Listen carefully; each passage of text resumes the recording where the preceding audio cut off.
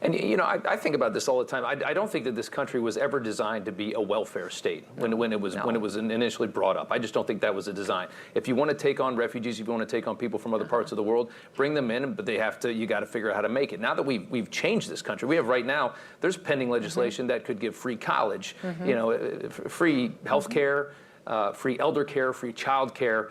It's a lot of stuff that the working Americans have to pay for from other people in this country already. To bring in more people from around the world, you're going to have a flood of refugees if you continue on this path. So what do you do? Because the liberals love to say, oh, well, we've always taken in people. We took in the Italians, we took in the Irish.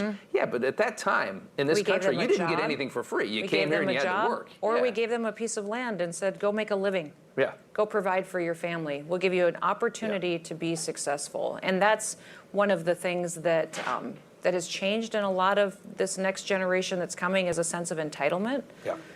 That government payment is needed. In fact, we were the only state in the country, in South Dakota, that when the elevated unemployment benefits came forward from the federal government, that I told the president, thank you for that flexibility. I appreciate it, but we don't need it in South Dakota because our people want to work. And they did. I have one of the lowest unemployment rates in the country. In fact, today, I have around 1,000 people in the entire state of South Dakota that are on unemployment benefits. That's in the entire state.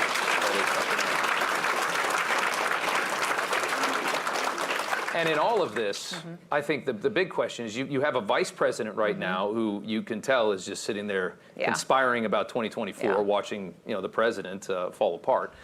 And you see that, and I think the biggest job she got is the border. It is. And it's just been an utter failure to watch. And we need to be there reminding her that she was given a responsibility, and she was so weak, she wouldn't even take on that responsibility and do her job. So weak. And that's the biggest challenge. Listen, in our state, when I ran for governor, I talked about the fact that I wanted to build stronger families, because I think that a lot of our challenges in this country is from a breakdown of the family. I don't really care what your family looks like. I just want you to love each other and support each other. Yeah. And also I talked about the fact that I believed South Dakota could be an example to the nation, that I believed we could do things in our state that other states necessarily maybe weren't willing to do, and use that as an opportunity to show that what we believe as conservatives really does work. And that's what I think leaders do, is take on a tough job and show that it creates opportunity for people. And what she's doing is, because she thinks it's political baggage, is ignoring the problem and not dealing with it. If you get that job tomorrow. What job? Her job? Border czar. Border czar. Let's fix this problem. Well, I would change the title first of all. Yeah. But what are the first things that you implement if you get this job? I would go back to the Trump policies that he implemented to secure that border. We have to have a secure border, and the message it sent was important.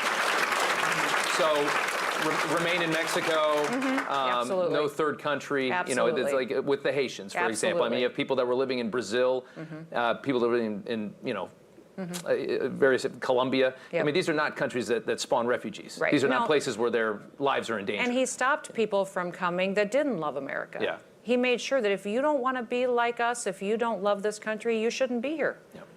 The citizens, the people who live here, recognize that this is a special gift, a special blessing to live in this country. Yeah, the idea that you can just waltz through Mexico and many other countries and just come to the nicest, richest country. Yeah. Is and live off the astonishing to me. government. And then you could claim asylum. I mean, how does that make sense to anybody? It just doesn't. You just watched Newsmax TV, America's fastest growing cable news channel, now in more than 70 million homes. You can get Newsmax TV on your cable system or check your cable guide. And if your system doesn't carry Newsmax, call them, tell them you want Newsmax TV, because we're real news for real people.